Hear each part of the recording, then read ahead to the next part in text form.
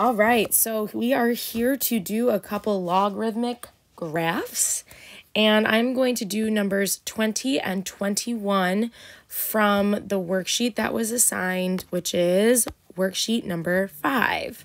So these are the last two problems from worksheet 5, starting with number 20. So the way that we like to do this is we like to figure out what the parent function is.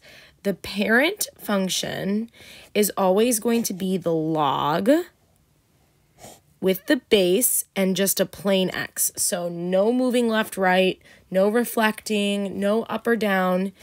So that makes this parent function y equals log base 2 of x. Now, working with logarithms, it's kind of hard to understand if I just plug in numbers for x, like log base 2 of -1 might be hard to calculate. So that's the reason why we circle up and rewrite this. So we're going to start with the 2, circle up to the other side and come back over to the x. It looks like this. 2 to the y equals x. And so what we're going to do is plug in for y values instead of x values. The three numbers I like to plug in are -1, 0, and 1. So I take those three y values and plug them in to this y. So 2 to the negative first is 1/2. 2 to the 0 is 1. And 2 to the first is 2. Now I need to actually do the transformations. This graph only has one transformation, and that's this negative in front. This negative is going to reflect the graph, and when we have a negative in front, it just changes the y values.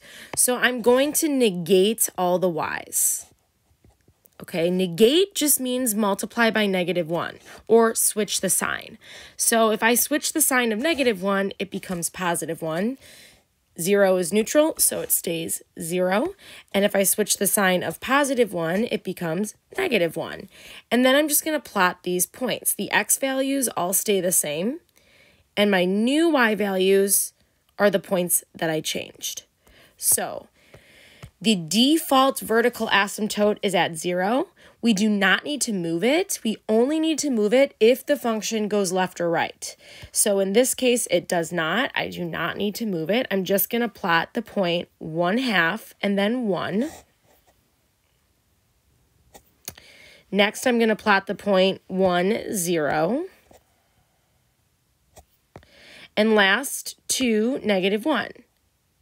Now, usually log functions go like this, okay, but this has been flipped upside down, which is why it looks like this. And remember to draw arrows going both directions. So that is the answer.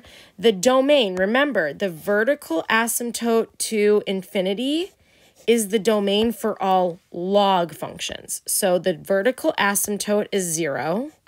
We use a parenthesis, and the reason we use a parenthesis is because the function's never actually going to hit the 0. It's going to get closer and closer, but never touches.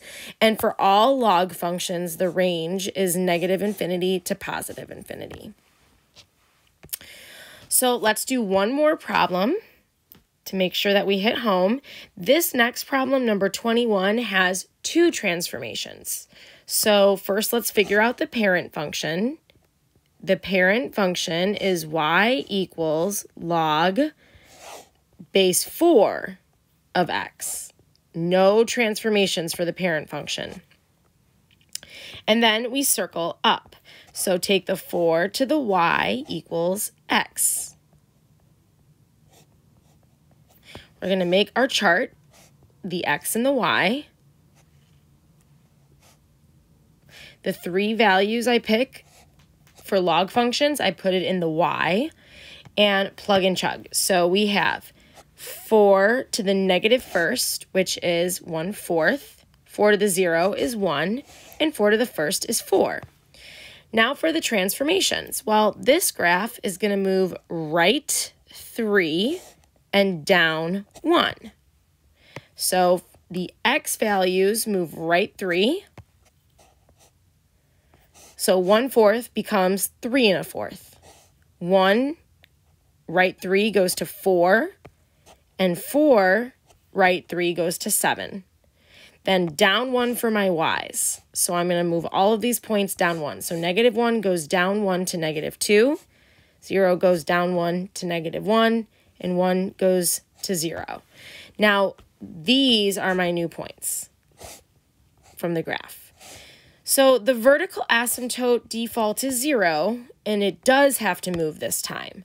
So this time it's going to move right 3. So I'm going to take the vertical asymptote and move it right 3 and plot my points. So 3 1/4 is at -2. That's just an estimation for 3 1/4. 4 is at -1. And 7 is at 0.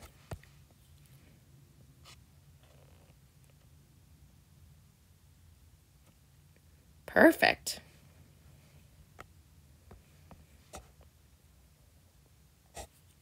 All right, so there it is. Now for the domain and range, domain goes vertical asymptote to infinity. This vertical asymptote moved to 3. So it's 3 to infinity. And the range is always -infinity to infinity. So that is a review of graphing log functions. Thanks, guys. See ya.